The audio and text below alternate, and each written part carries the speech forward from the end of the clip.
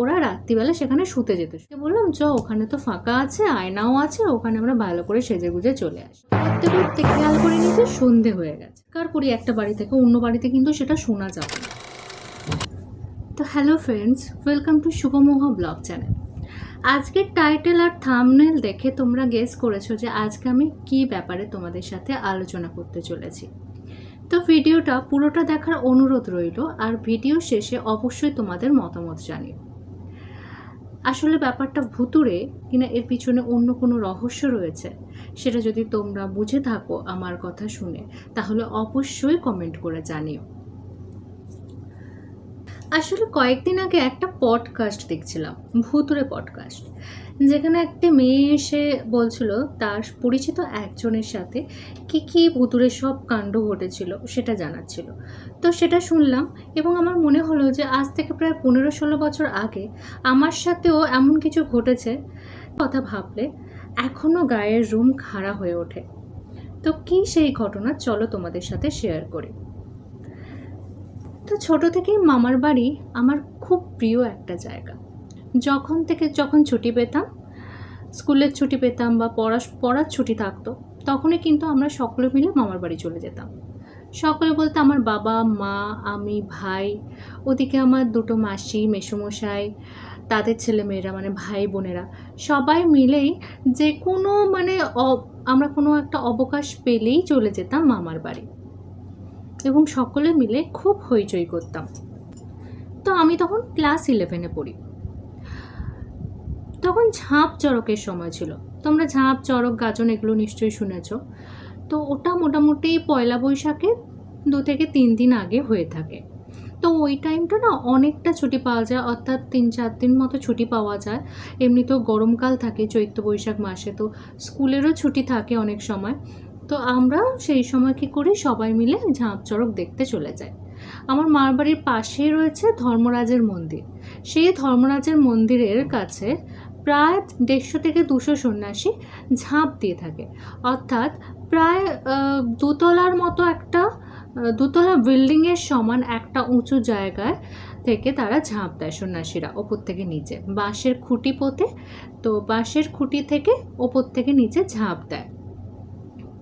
তো এটা আমরা দেখতে যেতাম প্রত্যেক বছর, সে বছরও গিয়েছিলাম।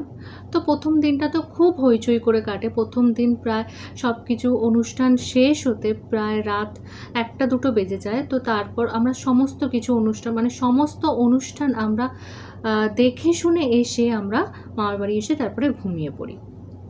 তো যে ঘটনাটি ঘটে সেটা ছিল তার পরের দিনের ঘটনা। তার পরের দিনে নীল ষষ্ঠী, নীলাপতির বিয়ে। এখানে বলে রাখি, আমার মামার বাড়ি হচ্ছে আমতা, তোমরা নাম শুনেছো নিশ্চয়ই। আমতা যে থানা আছে, তো ওরই পাশে বা ওরই নিকটবর্তী বলতে পারো একটা প্রত্যন্ত গ্রাম পারবর্দা, যেটা দামোদর নদীর তীরে অবস্থিত। আমার মামার বাড়ি সেখানেই। তো মামার বাড়ির ঝাঁপ চড়কের দিন আমরা খুব মজা করে কাটাতাম।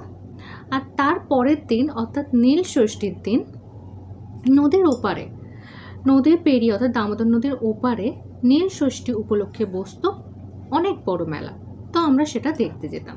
চৈত্র বৈশাখ মাসে কি বলতো, নদীতে খুব কম জল থাকতো, মানে নদীর জল হেঁটে হেঁটে নদী পেরোনো যেত। তো আমরা তাই করতাম, নদীকে হেঁটে হেঁটে নদী পেরিয়ে ওপারে আমরা মেলা দেখি। যেদিন এই ঘটনাটা ঘটেছিল সেদিন আমি আর আমার মাসির মেয়ে, যে আমার থেকে ছিল 1 বছরের ছোট, তো আমরা দুজনে সাজতে গিয়েছিলাম কোথায় দেখো, আমার মামার বাড়িতে দুটো বাড়ি বলতে একটা পুরনো বাড়ি আর একটা নতুন বাড়ি।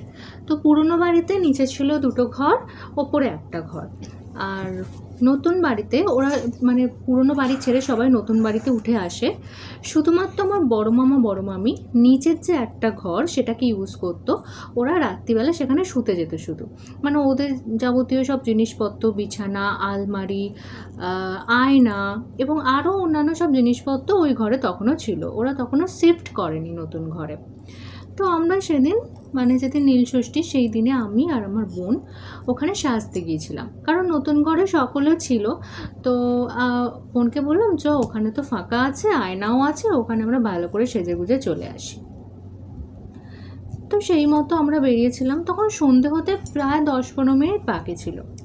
একটা জিনিস বলে রাখি, যারা নদীর আশেপাশের অঞ্চলে থাকো তারা জানো যে নদীর যে রাস্তাটা, মানে নদীর পার্শ্ববর্তী যে একটা রাস্তা থাকে, সেই রাস্তাটা অনেক উঁচু করে তৈরি হয় এবং সেটাকে আমরা বাঁধ বলি। মানে আশেপাশের যে সমস্ত লোকজন, ওটাকে বাঁধ বলা হয়।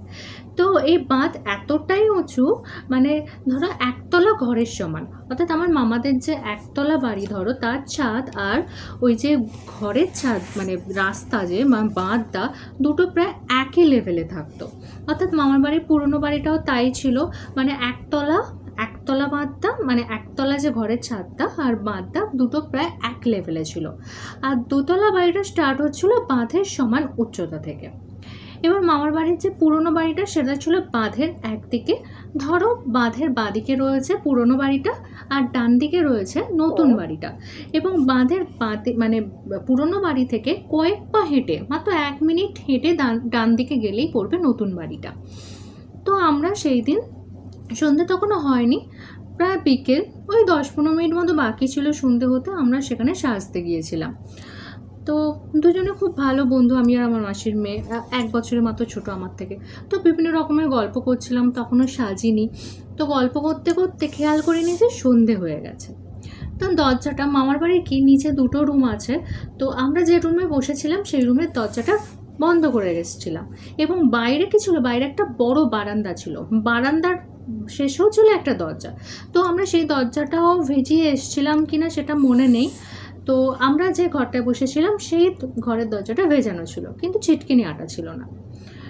তো হঠাৎ করে আমরা বসে বসে গল্প করছি, হঠাৎ করে শুনতে পেলাম বাইরে, মানে একদম তো নিঝুম, মানে আর ওখানে তো প্রত্যন্ত এলাকা, মানে বাড়িঘরগুলো দূর, ডিস্ট্যান্সও অনেক দূরে, মানে যদি চিৎকার করি একটা বাড়ি থেকে অন্য বাড়িতে কিন্তু সেটা শোনা যাবে না, এতটাই দূরে দূরে বাড়িঘরগুলো।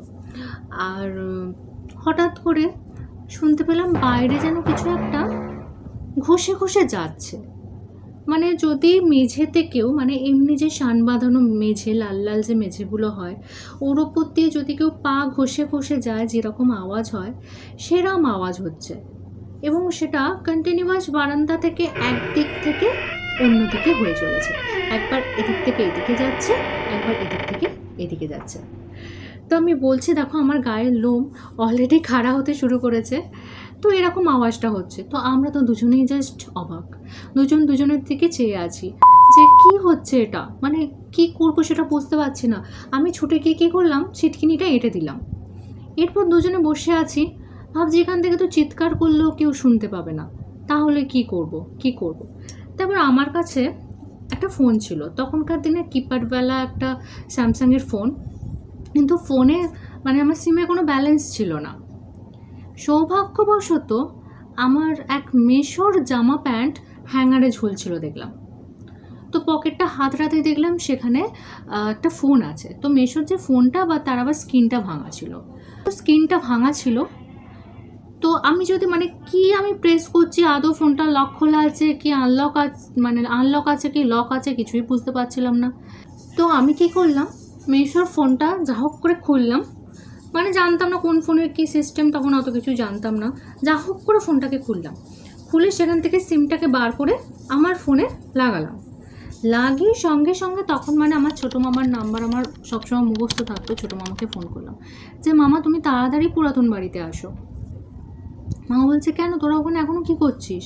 বললাম এই তো এখানে সাজতে এসেছিলাম, তুমি তাড়াতাড়ি এসো। তো মামা আসতে জাস্ট 1 মিনিট সময় লাগবে, আওয়াজটা বন্ধ হয়ে গেল।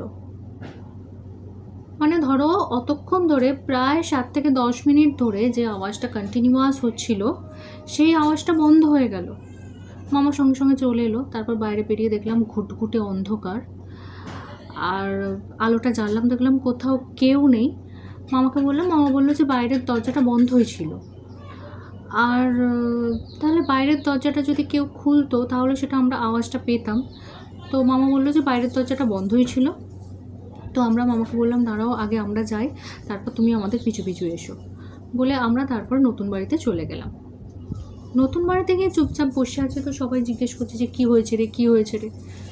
তখন সবাইকে পুরো ব্যাপারটা বললাম। এবার আমার মা বলছে যে, আমার মা কখনো নেগেটিভ কোনো কথাবার্তা বলে না, তো আমার মা বলছে যে তোরা হয়তো কোনো কুকুর বেড়াল হয়তো ওখানে ওরকম করছিল, বা কোনো বদমাইশ ছেলেরাও ওরকম করতে পারে। কিন্তু আমার কাছে প্রশ্ন হচ্ছে, কুকুর বিড়াল হাঁটলে কি ওরকম আওয়াজ হয় সত্যি সত্যি? আর দরজাটা তো বাইরে থেকে ভেজানো ছিল, তাহলে ওখানে কুকুর বিড়াল এলো কী করে?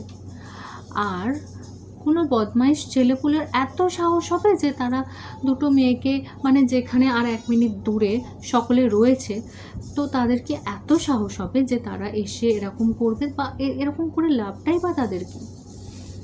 একমাত্র আমার সেজো মাসিমণি বলেছিল যে সে হয়তো তোদের সাথে দেখা করতে এসেছে। তো এই সেটাকে, সেটা তোমাদের সাথে পরে শেয়ার করব। যদি তোমরা ভিডিওটা দেখে কোনো রকম কমেন্ট করো বা আগ্রহী হও, তখন তোমাদের সাথে সেটা শেয়ার করব।